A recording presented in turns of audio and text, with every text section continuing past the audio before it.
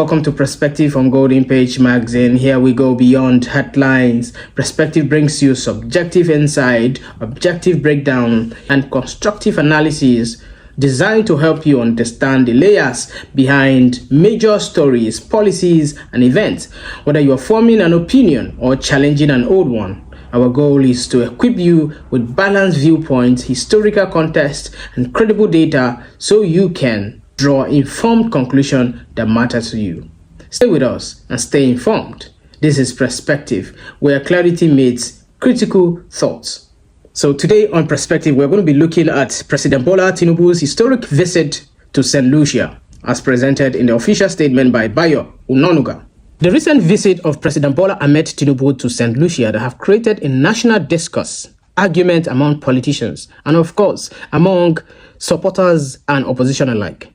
Critics believe that the trip was very unnecessary. Meanwhile, the presidential media aide Bayo Onanuga reviews the trip to being a multidimensional diplomatic engagement that is both symbolic and strategic, contrary to the opposition's dismissive narrative, labeling the visit as unnecessary or politically indulgent. The trip was said to have been a strategic embodiment and a significant recalibration of Nigeria's foreign policy with a strong tilt towards cultural diplomacy, South-South cooperation, and diaspora engagement. The visit was not a mere ceremonial gesture. It reconnects Nigeria with a part of its diasporic heritage, a region where many people, including Saint Lucians, trace their ancestry to West Africa, particularly Nigeria. These ancestral ties are not abstract. They live on in the culture, religion, and in the linguistic tradition of Caribbean societies.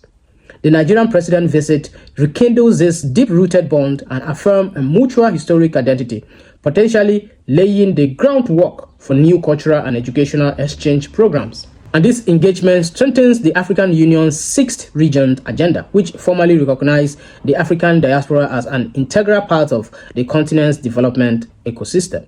The fact that Nigerian government is treating this relationship with official diplomatic attention elevates it beyond mere rhetoric.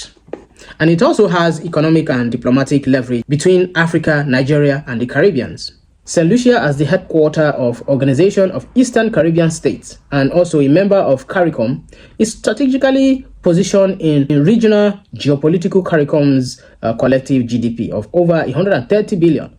This may seem modest by global standard, but in this context of South-South cooperation, it presents untapped potential for trade, investment, and knowledge exchange. Nigeria, being Africa's largest economy, entering this place signals intent to expand its economic diplomacy footprint. So President Bola Ahmed should be given a credit for making this trip happen, given Nigeria's aspiration for global relevance beyond traditional Western partnerships. This also forms strategic alliances with smaller yet influential regions and blocs in the Caribbean.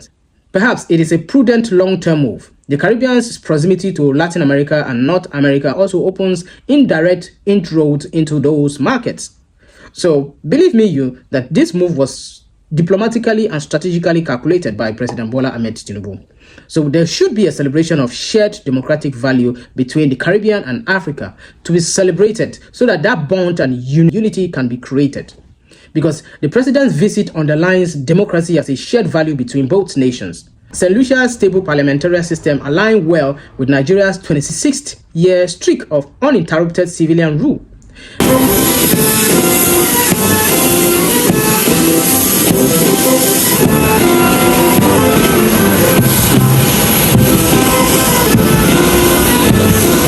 The warm welcome Tinubu received, including live televised coverage and public endorsements of his pro-democracy credential, highlights diplomatic goodwill that can serve Nigeria in the future, bilateral and even multilateral negotiations within the region.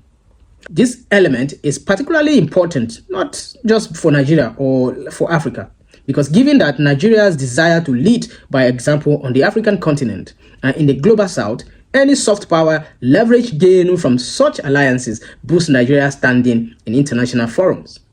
It also harnesses the power of demography and culture, because President Tinubu's emphasis on youth and demography reflects a progressive diplomatic doctrine with Nigeria's projected to become the third most populous country in the world by 2050, building global network that can absorb and benefit from this demographic dividend is crucial. Of your state in Saint Lucia. Royal salute! Arms! Royal salute! Freeze eggs! Arms!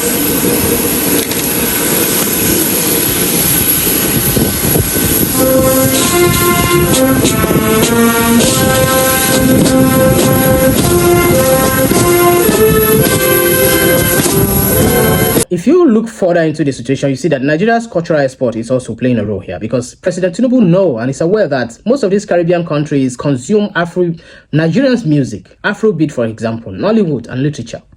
They are all already gaining organic traction in Saint Lucia. The dominance of Nigerian music during the famous Gross Outlet Street Party is one indication of how culture, soft power is becoming a potent diplomatic tool. This natural affinity for Nigerian culture creates an atmosphere ripe for more structured collaborations in media, tourism, education, etc., etc., etc. There are many things to think of when you talk about this trip. And technically, it brings cooperation and educational exchange as well. We could see that President Bola Ahmed granted educational scholarship to students in Saint Lucia. The presence of Nigeria Technical Aid Corps, TAC, and the delegations and the planned engagement with Saluto Lewis Community College, demonstrate a commitment to practical, on-the-ground collaboration.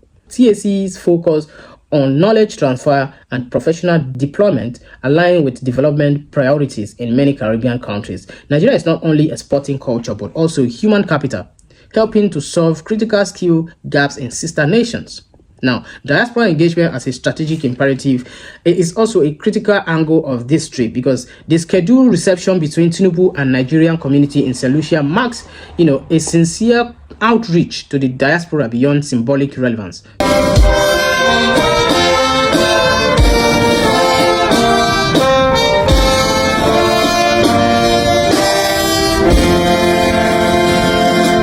Of mutually beneficial areas.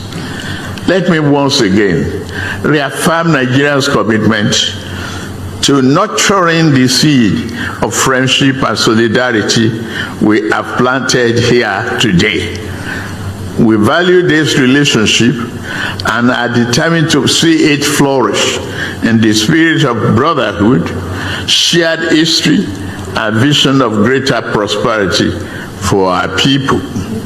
A rare historical visit with global implications, because only a handful of state visits have been hosted by Saint Lucia since its independence in 1979. And Tinubu is the first African leader to visit in 27 years, since Nelson Mandela's 1998 visit.